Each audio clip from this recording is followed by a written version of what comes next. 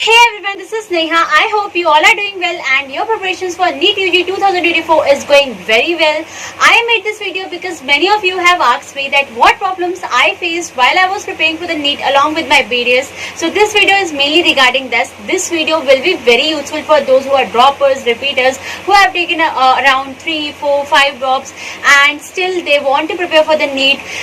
Along with their plan B, they must have joined other courses like BDS, BHMS, BAMS or other simple graduation like BSc or BCom, but they want to pursue again give the NEET examination because their dream is to get a seat in a government medical college and do MBBS. So this will be very useful for them also. So watch this video till end. You will learn a lot of things because in this video I will tell you about my whole journey from the beginning till the end. So let's start the video. तो first thing is that मैं आपको ये चीज truth अगर मैं आपको बताऊं तो मैंने ये चीज पहले से डिसाइड करके रखी थी that I will not give NEET exam any more. मैं सिर्फ NEET 2022 will be my last attempt. From that जो भी मुझे मिलता है वेदर इट्स BAMS BDS कुछ भी मुझे मिलता है मैं उसको ज्वाइन कर लूंगी एंड मैं दोबारा नीट नहीं दूंगी, ये मैंने डिसाइड किया हुआ था। ओके सो जब मेरे नीट का रिजल्ट आया मेरा जो स्कोर था नीट UG 2022 में वो 582 था एंड AIR 29 के था। When I applied for the counseling, I got Patna Dental College. Okay, so I was happy. क्योंकि मैंने डिसाइड कर रखा था because I don't want to do it again because हम लोग इतने droppers, specially the droppers, even इतनी मेहनत के बाद भी जब आपका सिलेक्शन नहीं होता बहुत ज़्यादा डिमोटिवेट हो जाते हो और आप दोबारा से वो सब चीज़ें नहीं करना चाहते हो। दो 15 hours studies, late night studies, अपनी नींद को सेक्रीफाइस करना होता है। सुबह उठो, ब्रश करो, स्टडी टेबल पे बैठो, DPPs करो, लेक्चर्स करो, वही चीज़ बार बार रिपीट करो। एज अ ड्रॉपर बहुत ज़्यादा मैं डिमोटिवेटेड थी तो मैंने ये डिसाइड किया था दैट इट्स ओके, जो मिल रहा है वो ले लेते हैं। ठीक है, my college started, I went to the college and there I saw that my whole batch was again preparing for the NEET examination, for the 2023 NEET examination. So I thought that if they are doing then I should also.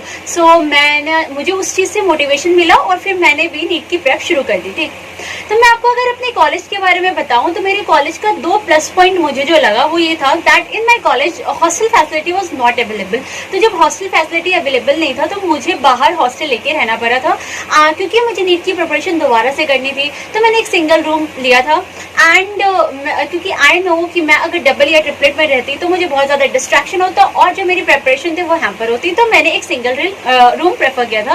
That was the plus point of my college and the second plus point of my college is that there is no bond in my college. That is if you want to leave the college, अगर आपका selection हो जाता है तो आपको इस चीज़ का burden नहीं रहेगा कि आपको लैक्स पे करने पड़ेंगे बिकॉज मेरे कॉलेज में किसी भी तरह का बॉन्ड नहीं है। आप सिर्फ बिना, क्योंकि बॉन्ड नहीं है तो आप ऐसे भी कॉलेज लीव कर सकते हो। तो ये 2 प्लस पॉइंट्स थे मेरे कॉलेज के।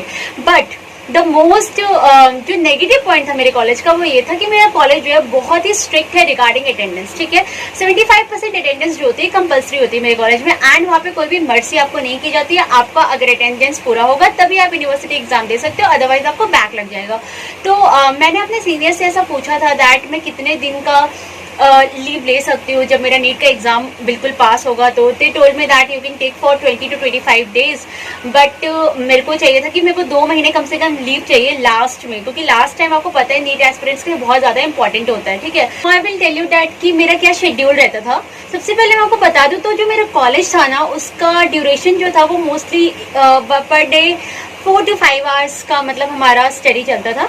हमारा जो कॉलेज था वो 9 AM को स्टार्ट होता था एंड 1 PM तक पूरा ओवर हो जाता था। ठीक है, जो हमारी स्टडीज़ होती थी स्पेशली हमारी एनाटॉमी एंड फिजियोलॉजी की क्लास होती थी इन द PMCH एंड जो हमारी डेंटल की क्लासेस होती थी जैसे एनाटॉमी हो गया, हिस्टोलॉजी हो गया एंड जो डेंटल के प्रैक्टिकल्स होते थे वो डेंटल कॉलेजेस में होते थे। ठीक है, तो उसके बाद 1 PM के बाद मैं बिल्कुल फ्री रहती थी अपनी नीट की प्रेप के लिए एंड मैं जब रिटर्न आती थी अपने हॉस्टल तो मैं वहाँ की चीज़ें नहीं पढ़ती थी, मैं सिर्फ अपने नीट से रिगार्डिंग जो भी चीज़ होती थी पढ़ती थी। और इनिशियल डेज में हमें उतना कुछ पढ़ाया भी नहीं जाता तो थोड़ा बहुत ऐसे एक्सप्लेन किया जाता था कि आपको क्या करना है, कैसे नहीं करना है, ये होता था कॉलेज में। अगर मैं बात करूँ मेरे PMCH के जो भी प्रोफेसर्स थे वो इतने स्ट्रिक्ट नहीं थे, ते वो नॉर्मल मतलब बिल्कुल नॉर्मल थे। बट जो मेरे डेंटल के टीचर्स थे वो थोड़े स्ट्रिक्ट टाइप थे। फॉर एग्जाम्पल हमें फर्स्ट डे में कार्विंग वगैरह करनी होती है, हमें कार्विंग सिखाया जाता है, हमें टूथ बनाना सिखाया जाता है, केनाइन्स, प्रीमोलर्स वगैरह ये सब बना करके सिखा लेके जाना होता था, ठीक है। एंड जो हमारी टीचर थी वो बहुत ज़्यादा स्ट्रिक्ट थी, अगर आप नहीं बना के लेके जाओगे आपकी बहुत ज़्यादा बेइज्जती होगी, बहुत ज़्यादा मतलब इसलिए अगर आप बना रहे हो तभी आप कॉलेज जाओ, नहीं बना रहे हो तो आप मत जाओ। फाइल्स जो भी हमें बना करके लेके जाने होते थे वहाँ पे बहुत ज़्यादा, अगर आप बना के जा रहे हो तभी आप कॉलेज जाओ। तो इस वजह से मैं बहुत ज़्यादा डेंटली क्लासेस में बहुत ज़्यादा छोड़ती थी, क्योंकि इतना टाइम मतलब कार्विंग करने में बहुत आपको समय लग जाता है, 1 to 2 आवर्स लग जाता है, बिकॉज बहुत ही डिफिकल्ट होता है कार्विंग करके आपको कैनाइन्स प्रीमोलर्स वगैरह बनाने होते थे।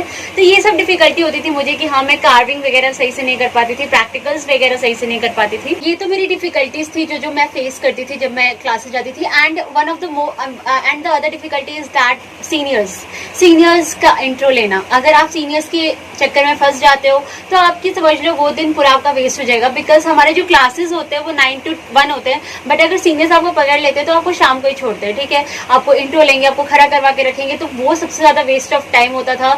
तो उसको मैं अवॉइड करती थी, बिकॉज मैं भाग जाती थी, मैं रुकती नहीं थी।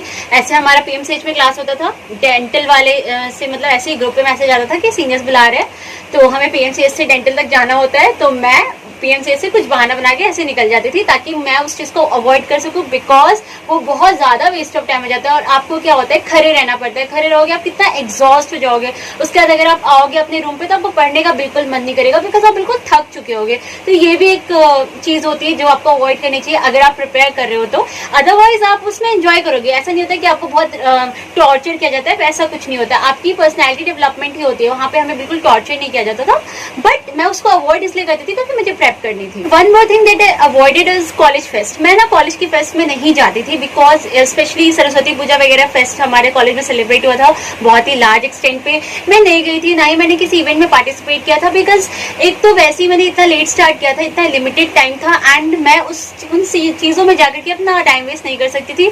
देखो सारे स्टूडेंट्स ना डिफरेंट होते हैं, कुछ ऐसे स्टूडेंट्स भी होते हैं जो सारी चीजों में पार्टिसिपेट भी करते हैं एंड स्टडी वेल भी कर लेते हैं, जो बात भी कर लेते हैं और अच्छी तरह से स्टडी भी कर लेते हैं। मेरे कॉलेज में ऐसे बहुत सारे हैं जिनका नीट क्वालिफाई हुआ है इसी ईयर, एंड वो इस सब फेस्ट में पार्टिसिपेट भी करते थे।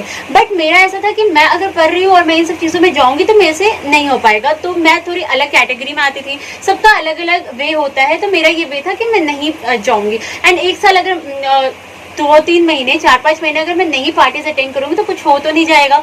तो ये था, ठीक है। तो अगर आप भी उस कैटेगरी ऑफ स्टूडेंट में आते हो कि अगर आप ऐसी चीजों को करते हो और आपसे पढ़ाई नहीं होती तो आप उन चीजों को कुछ दिनों के लिए छोड़ दो, ठीक है, क्योंकि आप ऑनेस्टली एक बार अटेम्प्ट दो। So these are the things that I avoided and what these are the problems that I mainly faced while preparing for NEET.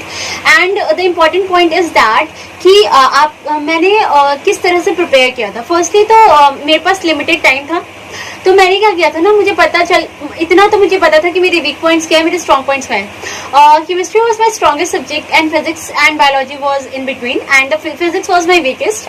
And इसलिए मैंने मतलब एक चार्ट पेपर प्रिपेयर किया था। In that chart paper I have prepared all the things that मेरे कौन कौन से वीक चैप्टर्स है, कौन कौन से स्ट्रॉन्ग चैप्टर्स है, फर्स्ट ऑफ ऑल मुझे किन चीजों पे फोकस करना है, ठीक है। एंड इस तरह से मैंने चार्ट पेपर बनाए थे और अपनी स्टडी को स्टार्ट किया था।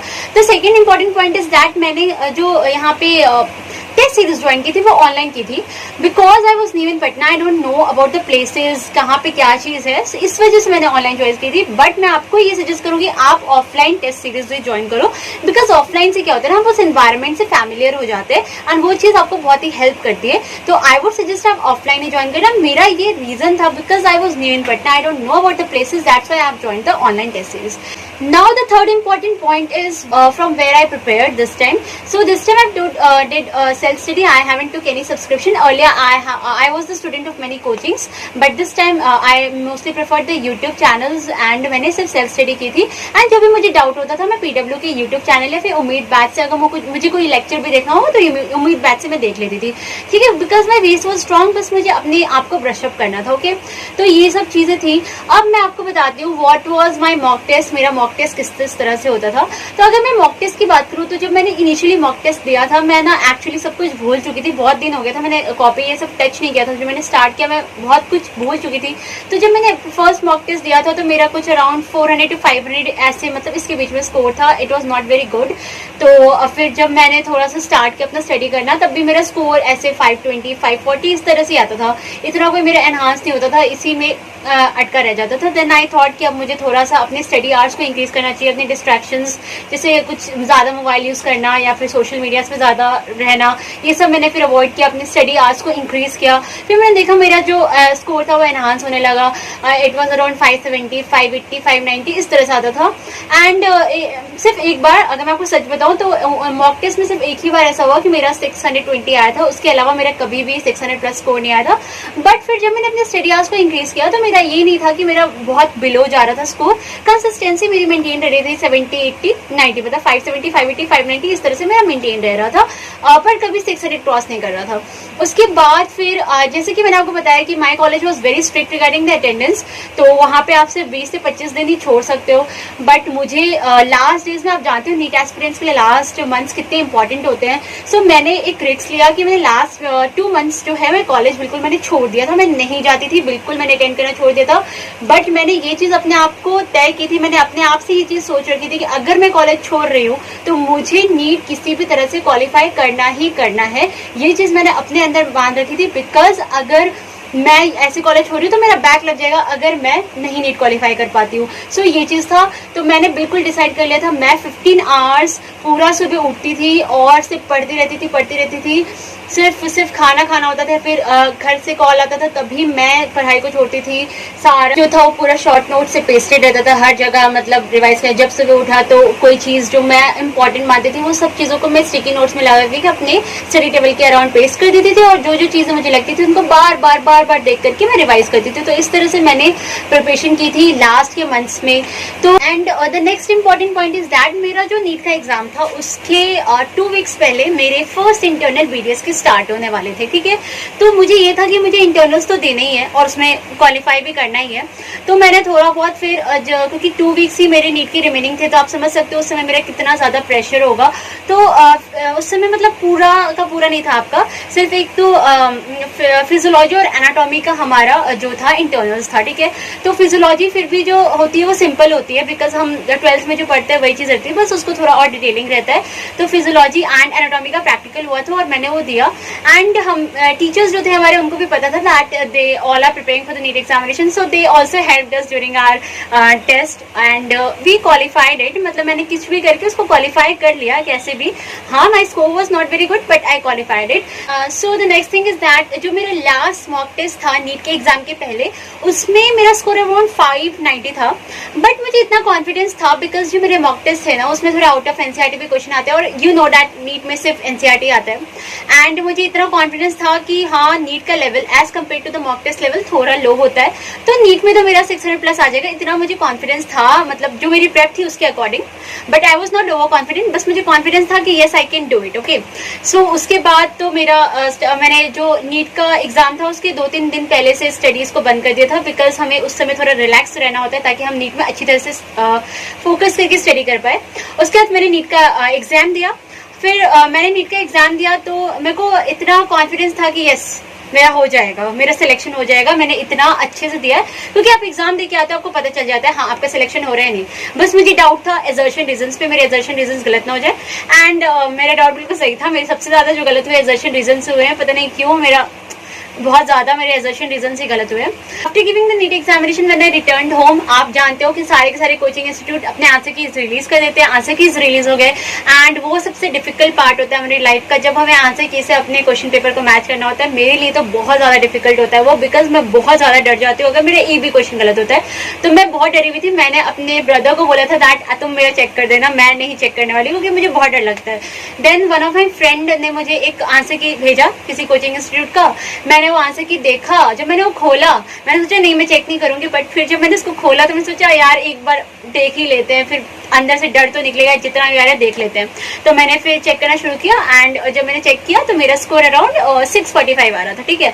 तो आई वॉज हैप्पी कि चलो मेरा सिलेक्शन हो रहा है। मैं बहुत ज़्यादा रिलैक्सड हो गई एंड उसके बाद जो मुझे नींद आई है, मैं इतने अच्छे से सोई हूँ। उसके बाद इतने दिन का जो भी फ्रस्ट्रेशन था, जो भी मेहनत थी, जो भी जितने भी मैंने अपने आवर्स स्लीपिंग आवर्स को रिड्यूस किया था, सारा मेरा निकला एंड मैं इतना सोई, उसके बाद इतना सोई that I can't tell you also. And after that my actual BDS life started. उसके बाद मैंने इतने क्लासेस अटेंड किए ना, मतलब लोग क्या करते हैं कि नीट का एग्जाम हो जाता है तो सो जाते हैं, मैंने उसके बाद क्लासेस अटेंड करना शुरू किया था। जब सीनियर्स बुलाते थे, I was the one who was the happiest to go there to give the intro. मुझे बहुत ज़्यादा मजा आता था वहाँ पे, मतलब जो भी आपको सिंगिंग डांस जो भी करना है, तो मैं इतना ज़्यादा मतलब एक्साइटेड होकर के जाती थी। सारे के सारे सीनियर्स जब भी बुलाते थे, सारे क्लासेस में अटेंड करती थी। अब चाहे डांट पड़े कुछ भी हो, वहाँ पे जाके मैं कुछ पढ़ती नहीं थी, मतलब सीखने को तो बहुत कुछ मिलता था। जैसे हम एनाटॉमी में जाते थे, हमें बहुत सारे ऑर्गन्स वगैरह भी दिखाए जाते थे इन PMCH में। डेंटल में जाते थे, वहाँ पे फिर हमें कार्विंग वगैरह भी सिखाई जाती थी। सो बहुत कुछ सिखाया जाता है। हाँ, वो कुछ क्वेश्चन पूछ लेते थे तो मेरा थोड़ा बेइज्जती भी हो जाता था अच्छे से, बट मेरे को बहुत मजा आता था। मैंने फिर उसके बाद मेरा एक्चुअल कॉलेज लाइफ शुरू हुआ, एंड फिर मेरे भी बहुत सारे बैचमेट्स थे जो भी बहुत मेरे सारे बैचमेट्स भी नीट के एग्जाम के बाद सब रिलैक्स हुए। All started going to college again. सब लोग घर जाते हैं, हम लोग कॉलेज आना शुरू हुए थे, and that was the best phase I can tell you. So if you want to enjoy that, आप भी मेहनत करो। So this is my whole NEET journey along with my BDS। I hope आपको मेरी नीट जर्नी से कुछ inspiration मिले, और आप भी अगर आप मतलब कोई और कोर्स कर रहे हो एंड दोबारा से नीट की प्रिपरेशन कर रहे हो तो आपको कुछ हेल्प मिले। मैं आपको ये सजेस्ट करूंगी कि आप अगर आपका प्लान है कि if you want to do MBBS then give it a try, but एक ऑनेस्ट अटेम्प्ट आपको देकर के ज़रूर देखना चाहिए, ताकि आपको बाद में इस चीज़ का रिग्रेट ना हो कि आपने नहीं ट्राई किया था। ठीक है, तो एक बार आप ट्राई करके देखो। So thank you so much, and if you like my videos then do subscribe my channel. Thank you.